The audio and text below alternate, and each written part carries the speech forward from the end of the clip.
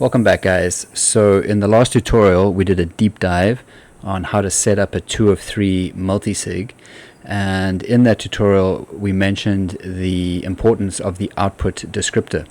So in today's tutorial I just wanted to highlight the output descriptor, and we will rebuild that multisig wallet on a new computer, and I'll show you how it's done.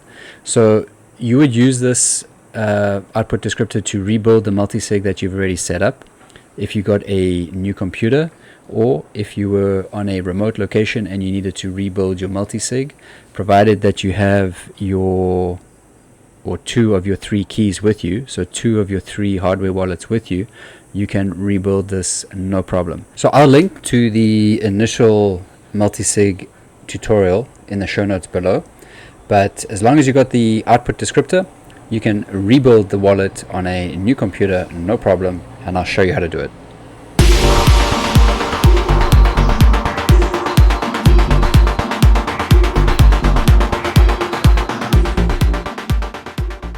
So what exactly is an output descriptor? So the output descriptor is essentially the blueprint for your multisig wallet.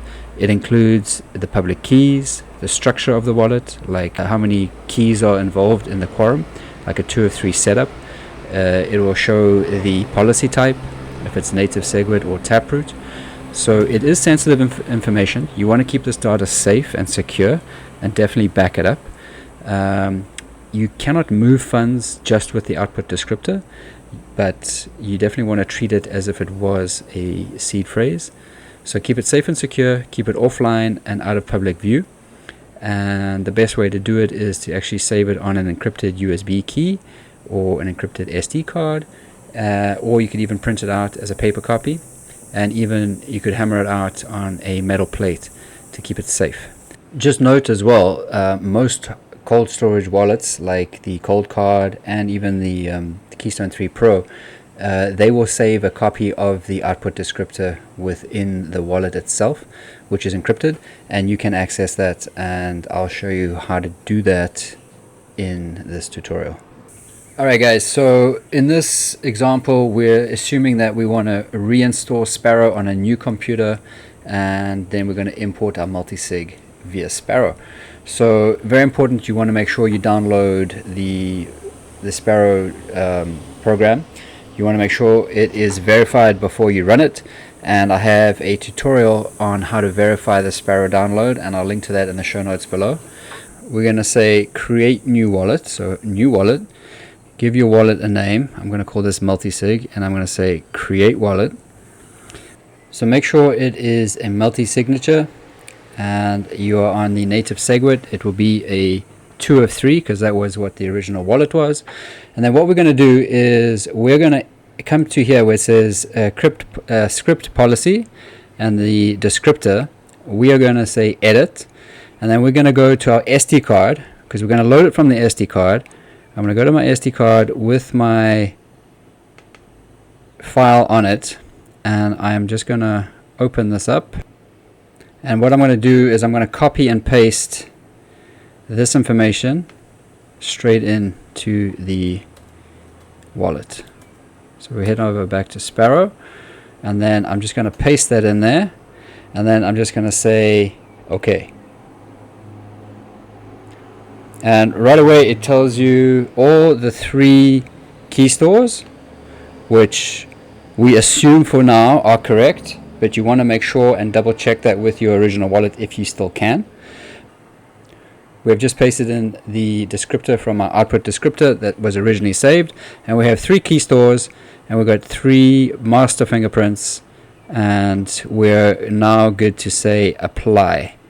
So I'm going to apply down here. I'm not going to give this a password. I'm going to leave it blank. It's just a password for Sparrow, so I'm not going to apply a password. And it says to restore this multisig you will need at least 2 seeds from all of the XPubs. For the XPubs it is recommended to back up either as a wallet file or as the output descriptor. So we know that, so we're just going to save this as well. And I'm going to save it to my SD card. And I'm going to call this 2, and we're going to save that. All right. So guys, that's it. So now, in theory, we have rebuilt the multisig on our new Sparrow wallet, and it should load in the transactions which we have done previously, and you should be able to see your balance. So right now, I can see it's active down here. We're just going to go over to transactions and see what's happening. It says receiving information from the blockchain. So this could take a while, but we'll check back in a second to see the progress. And there it is. So we've now imported the multisig into our new computer running Sparrow, and you can see my previous transactions which we had set up. And all we need to do now is we can just demonstrate a signing.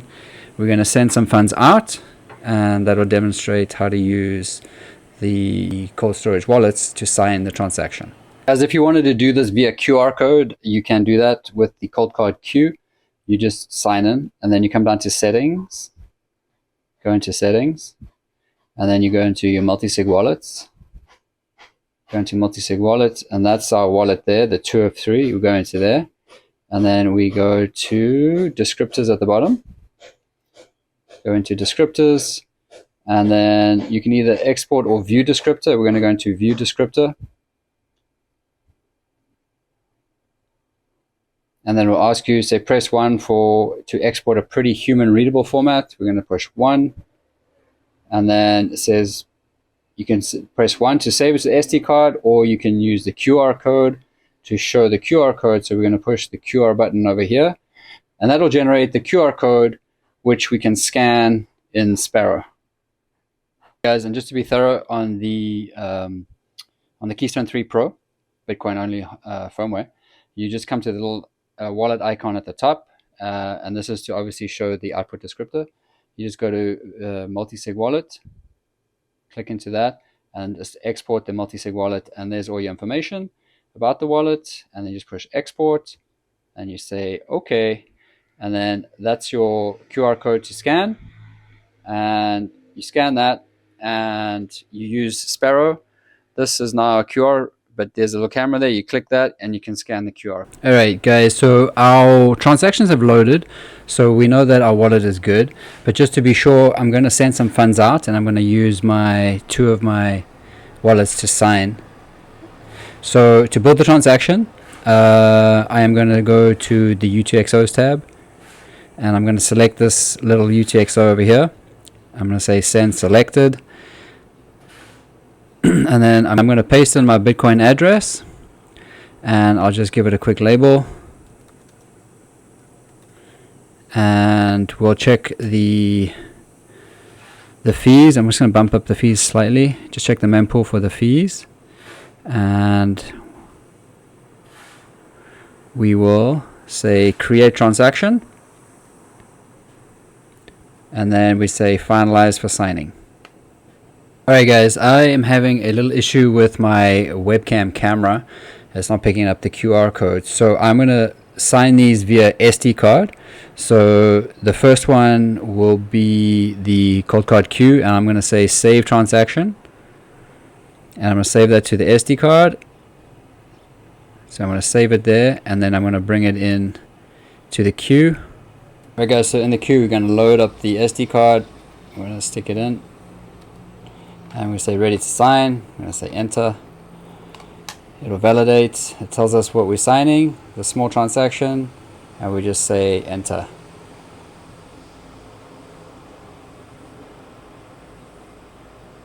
The PSBT is signed. So now we're going to put this back into the computer. Alright, so back in the computer, we're going to say load transaction. So we click load transaction. We're going to load it from the SD card, and it's the partly signed transaction right there. We're going to say open. Okay, so we've got the first one signed, and now we just do I'll do the Keystone 3 Pro. Alright guys, with the Keystone 3 Pro, the 3 little dots at the top, we're going to click that. We're going to say sign from the SD card. Now this is the one that we've just signed on the queue, so we want to do this one here, the PSBT.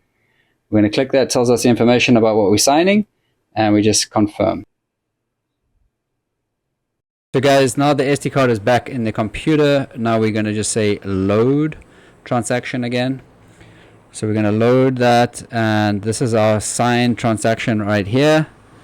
We're going to say open. Okay, and now all we need to do is broadcast this to the network.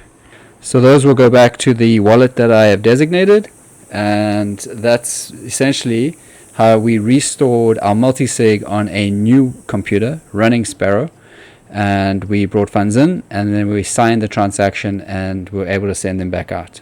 Alright, so staying sovereign and having a multisig set up and using output descriptors sounds very complicated in the beginning, but when you break it down and you go slow, you understand how valuable it is, and it's not actually that technical. So I hope you found value in this tutorial, and if you did, I ask you to give a like and subscribe. And if you want to help support the channel, you can head on over to pioneeringfreedom.io, where we have donations accepted in sats, and we have merch, and we're offering free shipping to US and Canada. So catch you in the next one, guys, and remember, when you know the truth makes you a soldier.